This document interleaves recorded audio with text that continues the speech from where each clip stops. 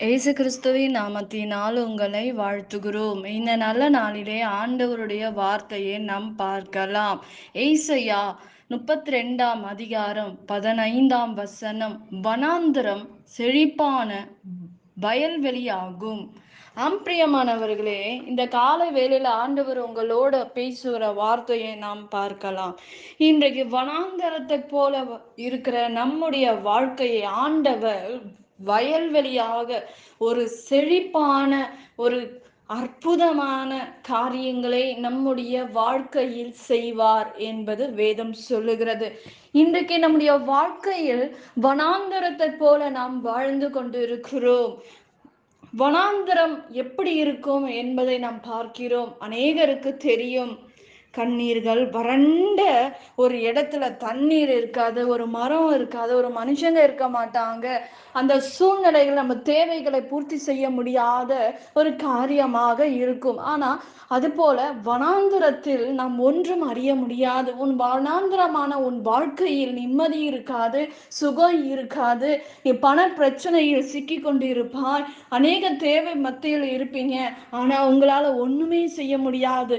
ஆனா ஆண்டவர் சொல்றாரு, உன் வனாந்தரமான வாழ்க்கையை சீர்படுத்ததான் ஆண்டவர் வந்திருக்கிறார். வனாந்தரத்தை போல நீ உன் வாழ்க்கையில் இருக்கிற சூழ்நிலைகள், நெருக்கங்கள், போராட்டங்கள், நிந்தனைகள், துன்பங்கள் எல்லாவற்றையும் ஆண்டவர் சரி பண்ணுவேன், நான் உனக்கு உதவி செய்வேன், ஆபத்தில் நீ என்னை நோக்கி கூப்பிடு, நான் உன்னை விடுவிப்பேன் என்று வேதம் சொல்லுகிறது.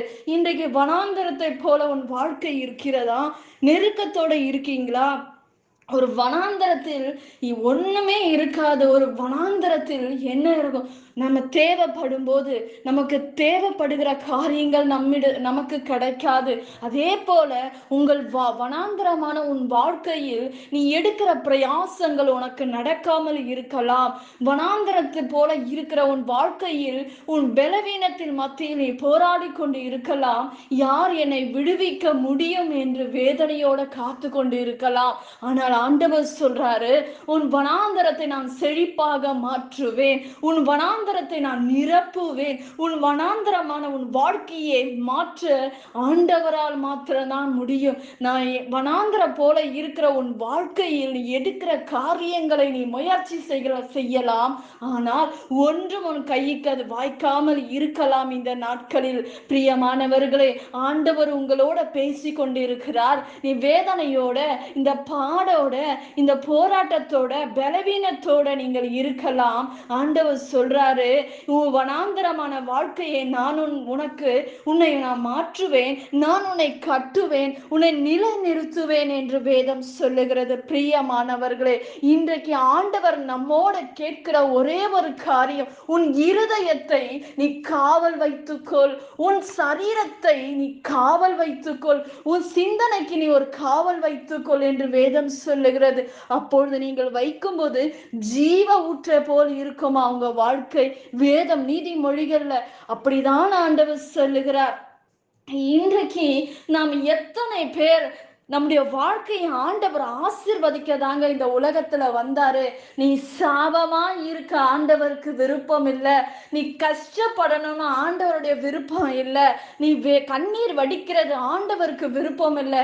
உங்களையும் என்னையும் ஆசீர்வதிக்கதான், உங்களுடைய பாவமும் என்னுடைய பாவத்துக்காக தான் ஆண்டவர் தன்னையே பலியாக கொடுத்தார் என்று நாம் பார்க்கிறோம். பிரியமானவர்களே, ஆனால் ஆண்டவர் சொல்றாரு, வனாந்தரத்தில் நீ வாழ்ந்து கொண்டு இருக்கிறாயா? உன் வனாந்தரத்தை நான் செழிப்பாக மாற்றுவேன், வயல்வெளியாக உன்னை நான் மாற்றுவேன், உன்னை நிலை நிறுத்துவேன் என்று வேதம் சொல்லுகிறது. பிரியமானவர்களே, இன்றைக்கு உன் வனாந்தரமான உன் வாழ்க்கையை சீர்படுத்துகிறவர் ஒருவர் உண்டு. நீ என்ன முயற்சி செய்தாலும் இந்த வனாந்தரமான வாழ்க்கையில் இருந்து வெளியே வர முடியலையே என்று ஏக்கத்தோடு இருக்கலாம். இந்த பிரச்சனையிலிருந்து என்னால வெளியே வர முடியலையே, இந்த பாவத்திலிருந்து என்னால் வெளியே வர முடியலையே, குடும்ப பாரத்தை நிமித்தமாக நான் வேதனையோடு இருக்கிறேனே. குடும்ப பாரத்தை எடுப்பாங்க, ஆனா அவர்களால் திருமணம் செய்து கொள்ள முடியாது. குடும்ப பாரத்தின் நிமித்தமாக அநேக காரியங்கள் இழக்கிற குடும்பங்கள் ஏராளம் பிரியமானவர்களே. அப்படிப்பட்டவர்களுக்கு ஆண்டவர் சொல்றாரு, நான் உன் வனாந்தரத்தை மாற்றுவேன், நான் உன்னை செழிப்பாக வைப்பேன், நான் உன்னை பெருக பண்ணுவேன், நீ பெரிய ஜாதியாக மாற்றுவார். உன் இருதயத்தை நீ காத்து கொள்ளும் போது நீ பெரிய ஜாதியாக மாற்ற முடியும். பெரிய ஜாதியாக ஆண்டவர் உங்களை உயர்த்துவார் என்பதை மறந்து விடாதீங்க பிரியமானவர்களே. இன்னைக்கு என் நிந்தனை மாறுமா, என் அவமானம் மாறுமா என்று நீங்கள் நினைக்கலாம். ஆனால் நிச்சயமாக உன் அவமானம் மாறும். அதை மாற்றுகிறவர் உங்களுடைய தேவன், உங்களுடைய தகப்பன்.